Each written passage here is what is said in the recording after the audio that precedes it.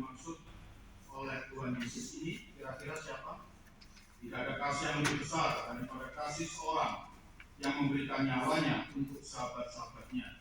Yesus sendiri. Orang ini siapa kira-kira? Siapa? Siapa? Yesus sendiri. Betul ya. Tuhan Yesus asli berdiakon, makanya Peter. Ya, jadi Yesus, jadi Tuhan Yesus apa namanya? Berkata tentang dirinya sendiri. Dia adalah seorang yang memberikan nyawanya untuk sahabat-sahabatnya. Lalu sahabat-sahabatnya ini siapa kira-kira? Pasti. Jadi seorang itu Tuhan Yesus. Berarti sahabat-sahabatnya siapa? Ya, kita. Siapa? Kita semua murid-muridnya. Ya, murid-muridnya. Termasuk kita atau enggak? Oh iya. Ya, termasuk kita. Jadi yang dimaksud Tuhan Yesus dengan seorang yang memberikan nyawanya itu adalah dia sendiri, ya, Tuhan Yesus, dan sahabat-sahabatnya adalah kita. Dan itulah Tuhan Yesus yang kasihnya luar biasa kepada kita. Nah, kita baru saja merayakan hari raya Paskah, ya. Jadi di situ kita merenungkan sengsara, wafat, dan kebangkitan Kristus. Nah, ini adalah peristiwa dari Paskah ini merupakan peristiwa yang luar biasa bagi kita. Paskah mengandung banyak rahmat bagi kita semua. Yang pertama, ya boleh saya sebut, dengan kebangkitan Kristus, maka pintu surga yang sudah ribuan tahun tertutup dibuka kembali. Jadi sejak Adam, manusia pertama berbuat dosa, maka pintu surga itu tertutup ya, sampai Tuhan Yesus bangkit dari mati.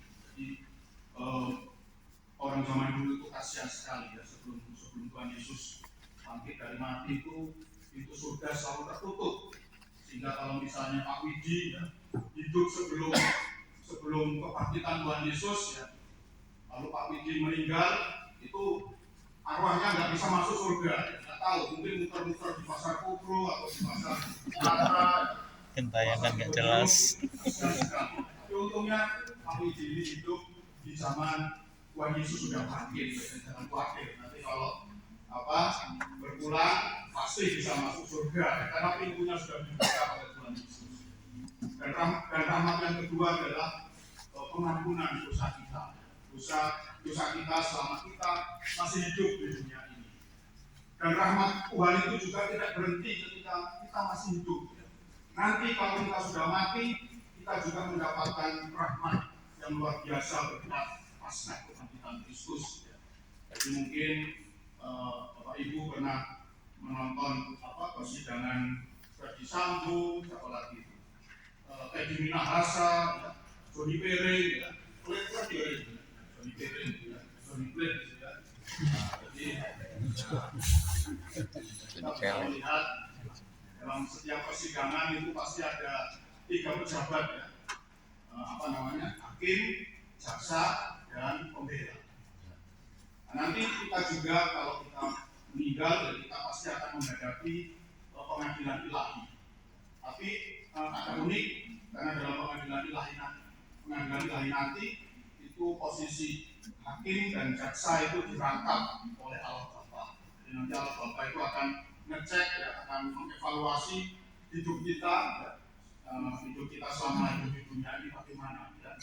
Banyak dosanya atau banyak amalnya, ya. Kalau dosa lebih banyak daripada amalnya, bagaimana nasibnya? Ya, jelas ya. Masuk tempat yang mengerikan itu ya, neraka yang menyala-nyala itu. Ya. Tapi untunglah nanti dalam persidangan ilahi kita punya pembela yang luar biasa. Siapakah pembela itu? Tuhan Yesus. Yes. Tuhan Yesus akan mati-matian, Tuhan Yesus akan habis-habisan memperjuangkan kita supaya kita ini tidak masuk neraka yang kekal ini. Ngeri sekali kalau masuk neraka ini. Jadi selama-lamanya kita akan jadi dipanggang bawah dari dalam tempat itu. Bersama malaikat ini seperti dipanggang bawah. Tidak ada yang tahu dipanggang akan hari akhir. Putar-putar di atas api yang panas dan selama-lamanya. Neraka itu seperti itu. Tapi untungnya ya kita bersyukur kita karena Paskah kebangkitan Kristus nanti kita punya pembela yang akan membela kita habis-habisan supaya kita tidak masuk ke tempat yang mengerikan ini. Ya. mengerikan dan kekal selama-lamanya ini. Maka orang Katolik percaya bahwa ada tempat ya semacam neraka juga, tapi tidak selama-lamanya. Ya. Ada semacam neraka tapi hanya sementara. Kira-kira apa namanya itu tempat itu? Apa? Api penyucian. Itu hanya ada di dalam agama Katolik ya. Di agama lain ada dua, surga, neraka. Tapi kalau kita percaya karena kasih Kristus kita tidak akan masuk neraka yang kekal selama-lamanya. Tapi kita seapes-apesnya akan masuk dalam api penyucian. Api penyucian ini neraka juga, tapi hanya sementara. Dan orang bisa pindah dari api penyucian, pindah masuk ke dalam surga. Tapi ada syaratnya supaya bisa pindah. Syaratnya itu apa? Syaratnya supaya orang-orang yang masih hidup ini mendoakan tetangga-tetangganya, istrinya atau suaminya atau orang tuanya bagaimana? Mendoakan dia. Jadi kalau yang masih hidup mendoakan mereka yang sudah berpulang, yang sudah meninggal itu, maka dia akan bisa pindah dari api penyucian masuk ke dalam surga. Nah kalau yang mendoakan, jadi semakin banyak yang mendoakan dan semakin sering doa yang ditujukan kepada dia, maka semakin cepat dia ini bisa pindah dari api penyucian masuk ke dalam surga.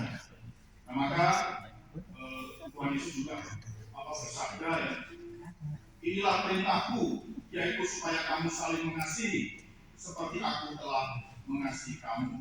Jadi sebenarnya bagi orang Katolik, bagi pengikut Kristus, mengasihi itu sebenarnya adalah apa ya? Sudah kodratnya. Artinya itu orang Katolik itu tidak usah disuruh-suruh harus mengasihi sebenarnya. Seperti seorang anak itu harus berbakti kepada orang tuanya, itu tidak perlu disuruh-suruh. Ya. Itu sudah kodratnya kok. Orang tua itu anak itu harus berbakti kepada orang tua. Itu semua kebudayaan mengakui. Ya. Saya 6 tahun hidup di Tiongkok, itu orang Tiongkok itu apalagi ya. Itu sangat apa ya, orang kalau berani sama orang tua ya, kalau apa namanya tidak berbakti pada orang tua itu adalah sebuah aib. Jadi berbakti pada orang tua itu adalah sebuah kewajiban. Nah, sama seperti kita orang Katolik, mengasihi sesama itu adalah sebuah panggilan yang apa? Yang hakiki, sehingga orang Katolik tidak perlu disuruh-suruh untuk mengasihi sesama, itu tidak perlu disuruh-suruh. Itu adalah sudah apa namanya tugas dan panggilan kita sebagai ungkapan syukur atas pasca kebangkitan Kristus. Namun memang harus diakui bahwa mengasihi sesama ini kadang-kadang tidak gampang ya. Kadang-kadang kita itu mengalami apa? Kalau bahasa Jerman itu aras-arasen. Jadi mengasihi sesama itu ada rasa aras-arasen. Jadi apa? Enggan gitu. Bahasa Jermannya kan aras-arasen. Jadi mengasihi sesama itu enggan sekali ya. Hati ini kok sulit terketuk, ya, sulit tergerak. Gitu. Makanya Paus Fransiskus menasihatkan kepada kita ketika kita ini merasa enggan untuk berbagi kasih, maka ingatlah akan kematianmu. Jadi kalau kita ini malas ya atau aras-arasen tadi, enggan untuk berbagi kasih, maka ingatlah hari kematian. Semua kita ini pasti akan mati. Dan kalau kita mati, ya kita semua pasti ingin cepat masuk surga kan? Maka kita ini harus, kata Tuhan Yesus, harus tulus seperti merpati, cerdik seperti ular. Pengalaman saya, waktu mama saya meninggal, waktu ibu saya meninggal itu, saya harus akui mama saya itu adalah orang yang tulus seperti merpati, cerdik seperti ular. Jadi sejak dia lulus, sejak dia menjadi dosen di sebuah akademi pariwisata di Surabaya, mama saya itu dosen bahasa Inggris. Sejak dia diangkat menjadi dosen selama 25 tahun, dia bekerja selama 25 tahun, mama itu selalu membuka pintu. Jadi bekerja dari pagi sampai sore. Sore itu pintu rumah dia buka. Tujuannya untuk apa? Supaya orang-orang yang ingin belajar bahasa Inggris itu datang ke rumah. Ya. dan masih dikasih kopi lagi, ya. Dibuatkan kopi, digorengkan pisang, apa nggak rame rumah itu setiap hari. Jadi tiap malam itu rumah kami itu selalu didatangi banyak orang karena mau belajar bahasa Inggris, ya. Masih disediakan kopi, pisang goreng, ya. Dan begitu banyak orang yang datang tiap malam. Dan akhirnya ya setelah 25 tahun mengabdi, mama jatuh sakit dan akhirnya wafat, ya, meninggal dunia. Dan apa yang terjadi saya sangat terharu, ya, ketika tutup peti itu, ketika mama meninggal, saya tuh sampai pingsan. Pingsan apa? Menyambut orang yang melayat, tidak berhenti. Orang datang ke rumah itu melayat mama saya, ibu saya, sampai saya pingsan. Harus masuk ICU atau UGD karena saya anak pertama, ya. Harus menerima ini, ya, orang yang berduka cita itu. Tapi saya terharu dan saya yakin makanya ketika mama meninggal itu tidak ada rasa sedih sama sekali dalam hati saya. Bukan karena saya anak durhaka, ya, mamanya meninggal kok nggak sedih gitu, ya. Tapi karena ada semacam rasa yakin bahwa mama ini pasti langsung masuk surga. Karena yang mamanya itu begitu banyak, ya. Mungkin ada 1000 orang gitu, mau ajak sampai saya pingsan gitu, ya. Saya yakin mama pasti masuk surga karena dia tulus seperti merpati, cerdik seperti ular, ya. Jadi selama hidupnya dia itu sudah invest, ya, sudah menabung supaya nanti ketika mati, ketika berpulang banyak orang yang mendoakan dia. Nah, saya kira kita juga bisa belajar dari sini, ya. Seperti Bu Sunanti, mana Bu Sunanti? Tidak datang. Oh, baik. Kan kalinya, ya. Iya, kalinya.